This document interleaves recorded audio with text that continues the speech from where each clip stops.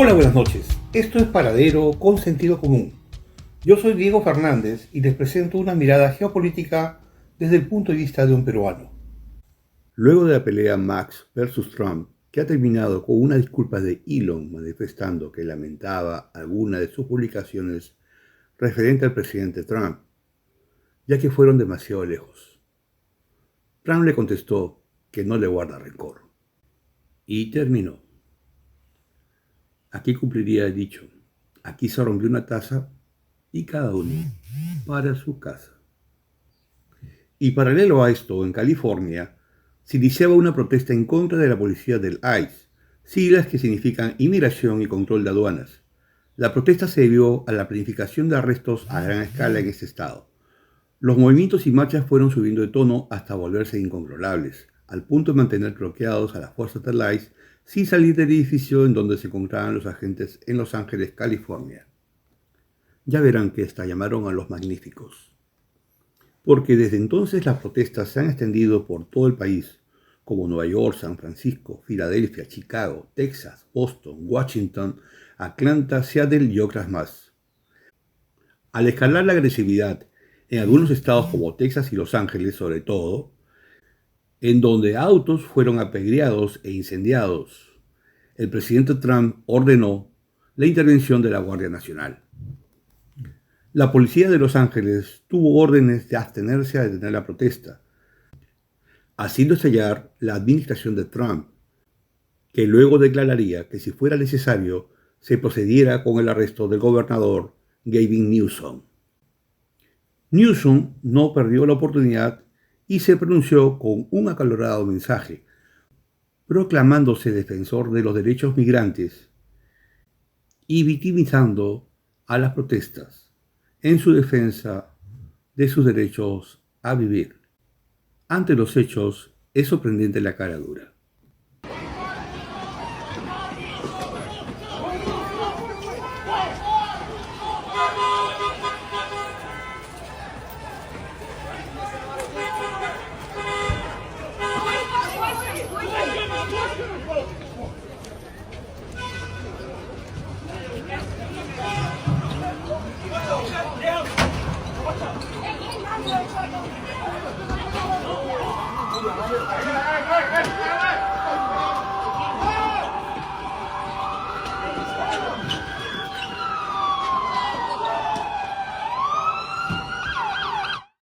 Lo cierto es que las protestas de los inmigrantes, aun cuando tienen un sentido de reflexión social, son solo oportunidades para desequilibrar la gestión Trump y en casos aparecer en la escena política como líder frente a un opresor. Las escenas de incendios y saqueos a establecimientos en Los Ángeles han sido un déjà vu a lo ocurrido en Chile, Argentina y Perú, todas organizadas al detalle, con incluso asistencia médica y estudio de abogados. Estas protestas se han evidenciado que son organizadas a través de dinero de las ONG, no dejando rastro del origen y camuflando la verdadera intención de la protesta, que van de la mano de ideólogos pensadores filosóficos abanderados de una verdad retorcida, logrando engañar principalmente a jóvenes o adultos poco críticos, siempre con las excusas de la defensa de los derechos humanos. Estos ideólogos son en realidad agentes de movimientos adoctrinados en el pensamiento de Antonio Gramsci, en cuya lectura y filosofía indicaba el control de la hegemonía cultural, sosteniendo que las clases dominantes no solo ejercen poder mediante el Estado, las leyes, la represión, sino que además, y muy importante, lo hacen a través del consenso cultural, lo que logran mediante un paciente cambio en la educación, religión y el arte, transformando el sentido común de la sociedad. En la pugna del poder hegemónico, no podemos perder de vista a los enemigos de Donald Trump, que no se trata solo del Partido Republicano, sino que escala más allá a los intereses nacionales. Estos se originan con los fondos que financian al Partido Republicano, cuyos aportes son diversos, pero en frecuencia con el grupo sionista globalista, en donde el Foro Económico Mundial ha sido patrocinador y promotor de los líderes que abanderan y dinamizan estos movimientos en una lucha constante contra la cultura y la realidad, llevando consigo cambios a la forma de vivir y fundamentando el relativismo como doctrina. El gobernador Gavin Newsom no es la excepción. Este ha participado activamente en eventos del Foro de Davos, promoviendo políticas alineadas con los objetivos del foro, el desarrollo sostenible.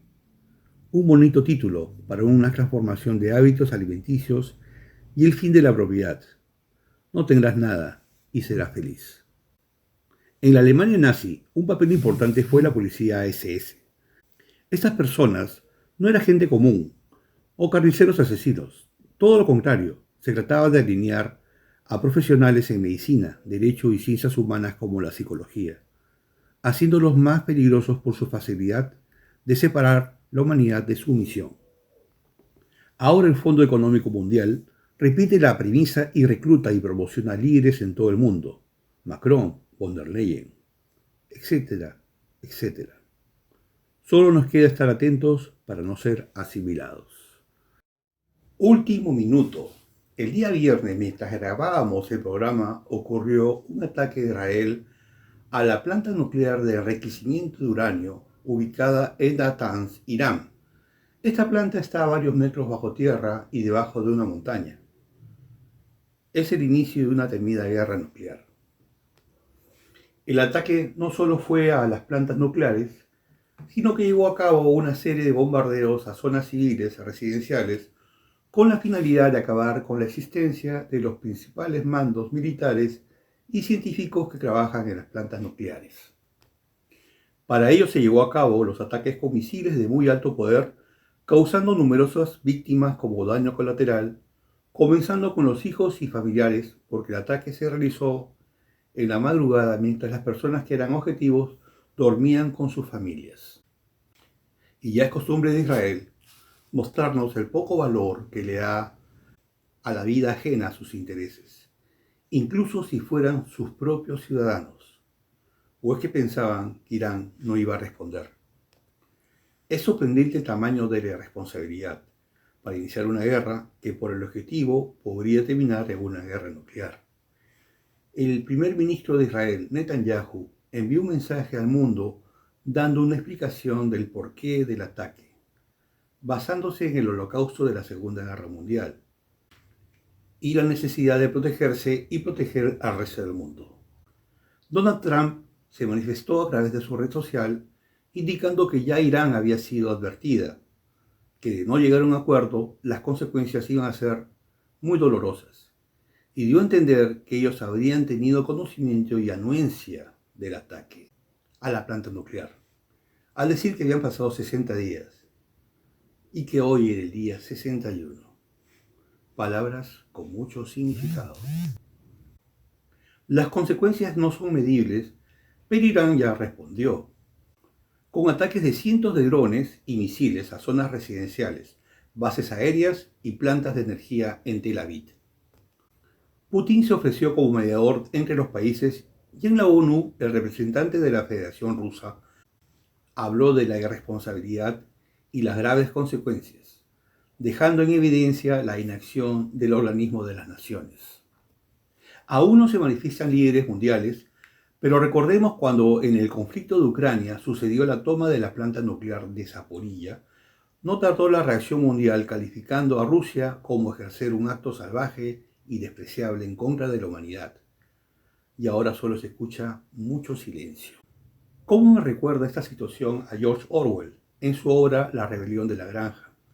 La hipocresía del poder y el hombre no tiene dimensión. Líderes que prometen justicia social, pero viven en lujos y corrupción. Países hablan de paz mientras venden armas a dictaduras. Y los cerdos que lideran la granja al final se corrompen y viven como los humanos. Hoy todavía se sigue viendo la miseria y la tragedia de los niños en Gaza. Y no somos capaces de pronunciarnos por temor a ya no parecer un cerdo de la granja. De esos que decían, todos los animales son iguales, pero algunos son más iguales a otros. El problema no es el sistema ni las organizaciones. El problema está en el ser humano, en su miedo, en su inacción, en su silencio. ¿Acaso no nos damos cuenta que esto nos hace cómplices? Muchas gracias por su amable atención.